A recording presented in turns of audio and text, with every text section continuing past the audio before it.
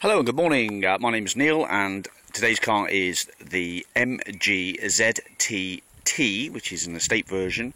It's a 2.5 V6, 180 brake horsepower with a automatic gearbox, 5-speed auto.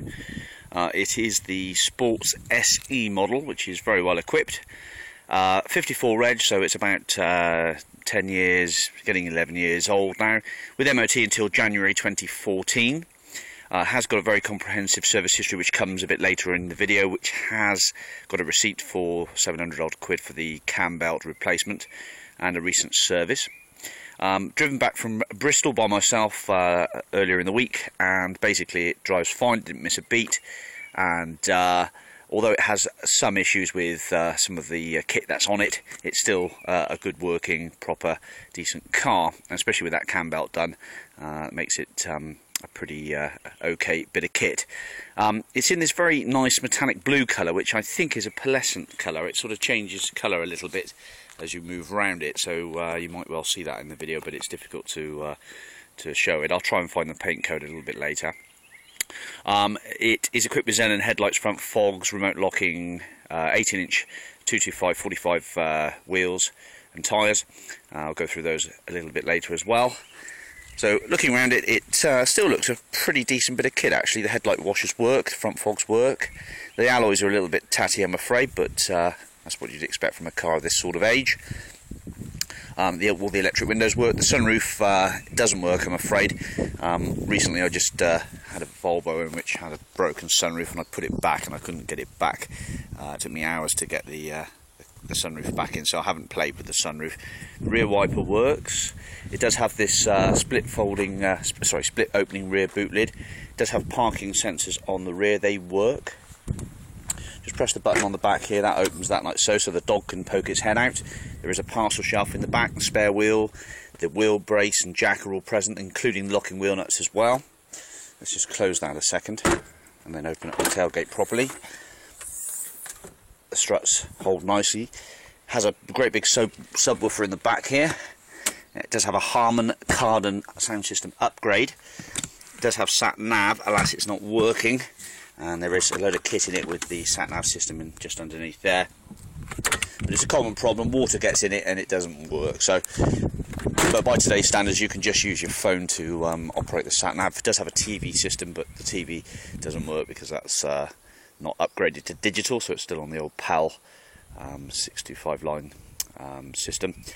So looking around it, actually it's pretty good. I haven't really washed it off that much since I brought it back. I cleaned the interior. The interior is pretty tidy, decent, pleasant place to be. Electric mirrors, auto dipping rear view mirror, auto wipers, etc. Even the headlight lenses are a little bit discoloured, but nothing too bad. I've seen a lot worse. And obviously it's got the benefit of that January MOT. So roof bars on it. There's a little bit of minor marks to this front bumper. Looks like someone's done a bit of a homemade job on repairing it, but that's about the only detrimental bit about it. The tyres, well, that tyre there has got about a mil to go or so before it's on the minimum. The see in there, the pads, oh, plenty of meat on the pads in there, absolutely superb. This tyre here, not worn at all, it's about 70-80% to go on that one. And this one here is about 50% worn. Looks like it's had a new disc on the back there at some point. That looks relatively new. And actually the discs look like they've been done recently. I think there's a receipt for the discs and pads not long ago, and the pads are again nice and meaty, so you haven't got any spends to make on the brakes. Handbrake holds well. So there we go, that's the exterior. Let's go and have a look at the video for the service history at the moment, so bear with. Okay then, so here are the documents then for this MG ZTT. They're in Welsh, it's been down to Wales. The last owner's had it since January 2011. It is an MG ZT T SE Sports 180 Auto estate car, petrol car, 264 grams per kilometre, £290 a year to tax. Bearing in mind you can pay for it monthly now, which is all good news. And the current MOT is valid until the 13th of January 2016. was done at 119,500 miles, and there were no advisory notices on it. You can't knock that, can you? I'm afraid there is just only one key with it. It may come along later, we don't know. There's an owner's manual for the TV system. Now, the TV obviously won't work anymore because it's down to digital now, but you probably can buy some form of little device to get that into digital mode. So, nice long MOT. There is a service book, which is the actual owner's manual in this case. And we've got a service record here, which shows servicing Rover at 12,000. Then at 34, 48, 56, 2007, 68 in 2008, 80 and a half in 2009, 90,000 in 2010, another one there in 2011, that was 93, next up 112, 2014. So there's a service book with some stamps, and there's some bills and receipts here. Number 1, £400 spent in 2012, carried out MOT repairs on thermostat unit. New exhaust silencer, carried out rear brake clean adjustment and fit oil, new oil filter and seal by the looks of it, something to housing seal, 400 quid. Another one here, 144, that was a coil spring snapped, renew offside front coil spring strut bearing, renew rear wiper motor, release rear wiper motor seized arm, both rear indicator bulbs needed replacing. That was 144 quid. There was a service done in 14th of May 2015. We got £54 for an oil change, £40 for a battery by the looks of it. I think it's a battery. Parts, wall, valve. Oh no, tyre. Right, and lovely to see this. A receipt here. 21st of the 2nd, 14. Fit, supply and fit new cam belt, supply and fit new front and rear discs and pads, carried out minor service, £680. So it's had a belt last year, February. Lovely jubbly. So then, I think that shows it all. So cam belt's done, we've got receipts and bills, we've got a stamped up book, one key, never mind, but there we go, back to the car.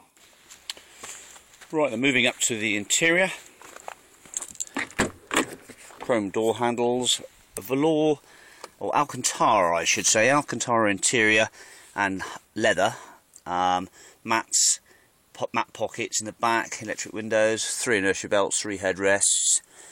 Has been a little bit family this car, so there are a fair share of marks and things on the inside. It's generally the case for a car like this, which is a bit of a family motor. It's got electric seats which both work on the front. Both sides are electric. The driver's side is memory. The electric windows all work, but the driver's side button is a little bit iffy, and I've come across this many times before. You can put the window up and down, no problem at all. But the button is, I think what I've done before is just taken one of the buttons out of the rears and put them in the front. Or you can just buy a panel off eBay for probably about £5, I expect. But the door cards are pretty tidy. The pedal rubbers are in good order. The steering wheel's showing some wear, but nothing too drastic. Centre console's looking pretty good. There's an armrest. Cup holders in the dash there, cigarette lighter, all works fine. And the gearbox all grabs and does its job perfectly. No trouble with that. Just start it up for you. So she starts on the button, it says there's a bulb failure somewhere along the line. Now the sunroof isn't working.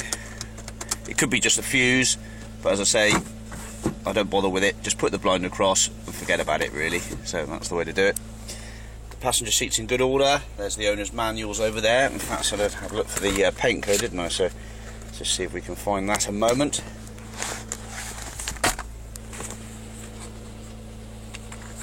So just bear with me a second, because the service history is in the back of the owner's manual.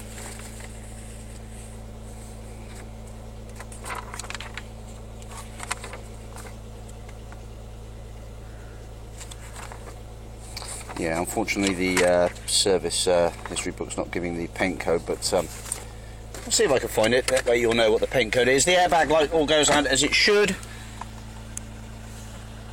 It says coming up with traction control warning as well, but I don't think that makes much odds. The button doesn't seem to want to shut that off.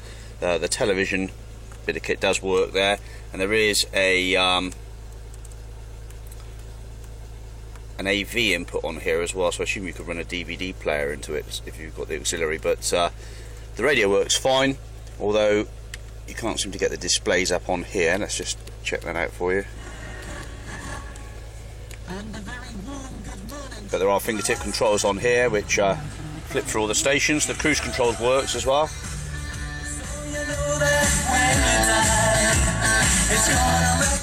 So Harman Kardon, focus on there, Harman Kardon upgrade on the Hi-Fi.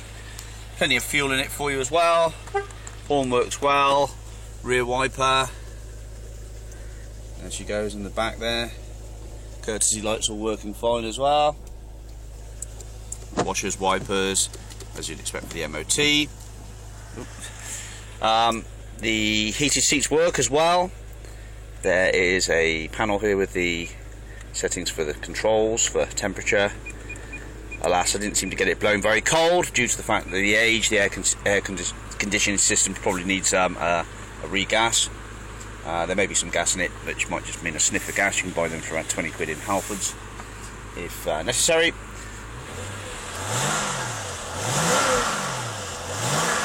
Engine sounds nice. Not a lot of miles for a V6 like this.